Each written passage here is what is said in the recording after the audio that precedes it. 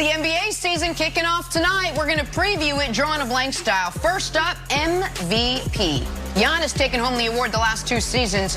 Chris Broussard back with us. Broussard, the winner this season, though, will be blank. Very tempted to go with Kevin Durant. I think he has a phenomenal year. Anthony Davis, I think, also will be in the hunt for the Lakers. And, of course, Giannis. But I'm going with Luka Doncic. Luka's got everything. There's no second star there. I think he averages close to a triple-double. And I'm going to leave a little wiggle room for him to actually average that triple-double. So I think it ends up being Luka Doncic. Wow. My guy, Chris Broussard, even in his golden years, shows you can still learn. Just saying, hey, what's Nick's champion pick? Like Lakers? that, I think that's the one to go with. What's his MVP pick? Luka? I think that's the one to go with. Luka's the right answer. I had no idea if Luka misses, you were picking Luka. I know. If Luka misses less than 10 games, he will win league MVP. I would bet and have bet any amount of money on it.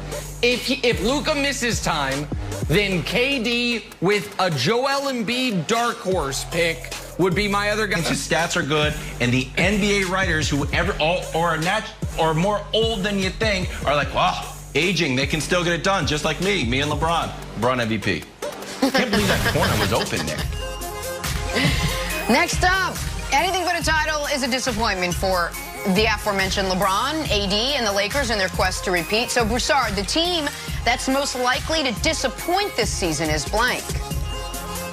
I'm going to say Miami because I read in The Athletic that they're the 3rd best team in the league. I mean, that's kind of ridiculous to me. Look, they had a great run in the bubble, but I don't think they're the 3rd best team in the East, all right? And I like them. They play hard. Jimmy Butler's a very good leader down there. Bam Adebayo will improve, as will the young guys, Tyler Hero and all that. But if people are expecting them to return to the finals, then they're going to be disappointing because I don't see them getting back to the finals, even the Eastern Conference Finals.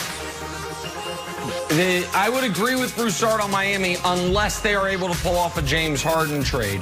But as teams are presently constituted, I'm going with teams most likely to disappoint. Neither of these teams will make the conference finals, let alone the NBA finals. The Brooklyn Nets and the Los Angeles Clippers. They are both home in round 1 or 2, and that's it. You say stop, okay, I'm not stopping. I'm in fact just starting. It's gonna be about 7 months of this, and folks saying, oh, Nick, you're a hater. And then about 7 minutes of, oh, turns out Nick was right about everything with the Clippers last year. The Clippers had major structural issues last year. You know how they tried to solve them? Hey, Luke Kennard, here's $16 million a year. Wow. $16 million They do have a new coach, too, if I'm not mistaken. Don't they have a new coach? Yeah, they had Tyler. You know what they have? And I love Tyler. You forgot about that, but here's... No. I didn't forget about it. Here's what they did on the bench. They said, hey, we have these giant cultural issues. So here's what we're going to do. Slide 1 seat over, and we're going to fix it that way. Okay, and now the Nets. Hey, the Nets. Going to be the #1 offense in basketball. It's going to mirror beautifully with the number 28 defense in basketball. The Brooklyn Nets are going to be an abysmal defensive team. Can't win in the playoffs like that. So conference finals, Lakers, Mavs. In the West, in the East, conference finals, Sixers, Bucks, Nets, and Clippers home in round 2. Mark it down, America. Okay. I'll mark it down. I went with Harden team TBD. Here's why. I'm about to play you a quote. Every time I listen to this sound from Harden, and Nick, I want your response. It's like that blue dress, a gold dress. Like, I see a blue dress. Then you look at it again, you're like, I see a gold dress. So we can play the sound, Nick, and react and tell me, is this optimistic or pessimistic? Because I can't figure it out.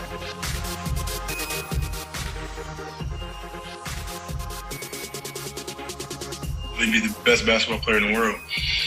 As a team, try to get up in the top 3 seed, and always give yourself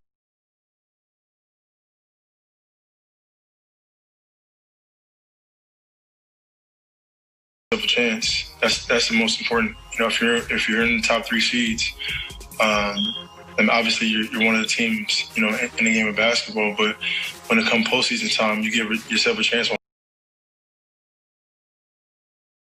Home court advantage. Thank you. What? Top three?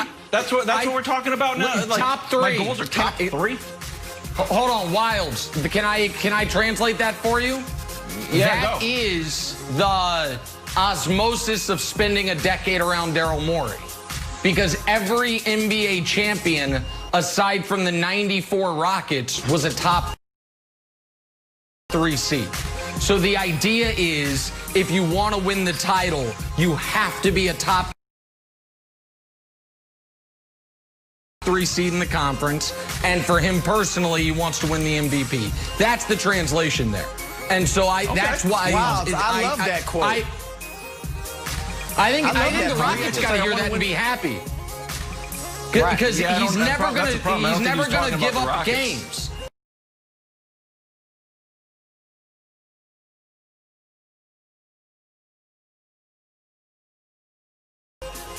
Oh, well, that might be true, too. Now, that part might be true. Top 3 team elsewhere. All right, that might be true as well, Juan.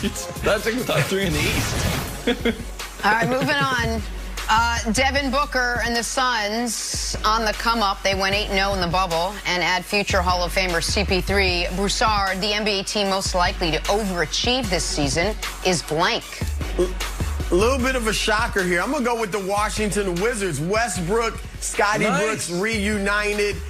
Bradley Beal and Westbrook. That's a great backcourt. I'm not saying it's the greatest fit, but 2 wildly talented players. Got a couple shooters around them. I'm going with Washington. Dallas Mavericks, they're going to make the conference finals.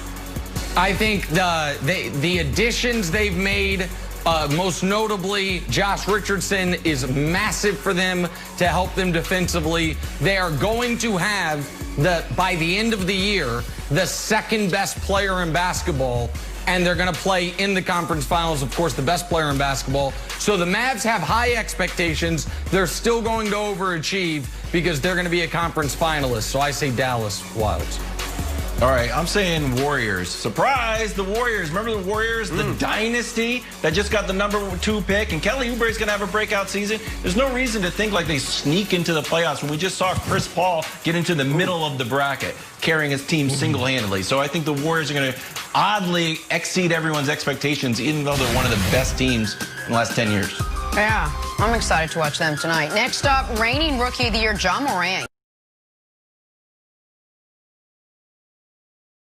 giving us highlight play after highlight play last season. So Broussard, the player that'll have the most jaw-dropping highlights this season, will be blank. Ja will certainly be in the running, but I am going with Zion. Look, Zion obviously has to stay healthy, but he's going to get regular minutes this year, no minutes restrictions and all that. He's going to be dunking on guys left and right. We're going to be seeing it every night on the highlights and morning. I'm going with Zion. Wow. I wonder if it'll be enough for Broussard to raise Zion ahead of the likes of Jaylen Brown and his NBA player tiers. Excited to see it. I love that answer, but my answer is going, I think, you know what's I think a little overrated?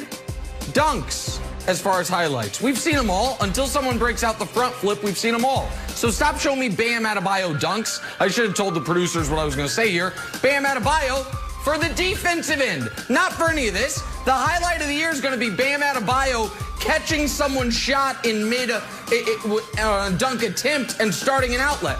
Bam Adebayo, who had the highlight of the bubble with his block in the Eastern Conference Finals. So Bam Adebayo is my answer, not for any of the highlights we're showing. Bad job by me communicating with our producers, but for what he'll do on the defensive end.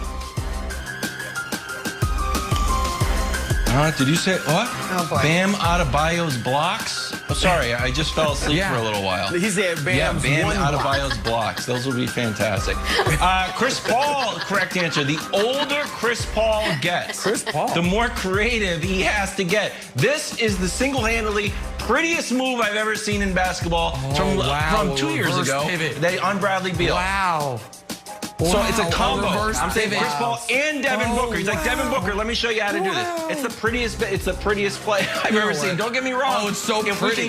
If we can get a shot of Bam Adebayo fingertip deflection, I'm sure that'll drive ratings through the roof. Get ready, TikTokers. Oh, yeah. Viral Nothing clip like of a deflection from Bam. footwork from 17 feet On to away the Warriors. to drive ratings. You nincompoop. On to the Warriors.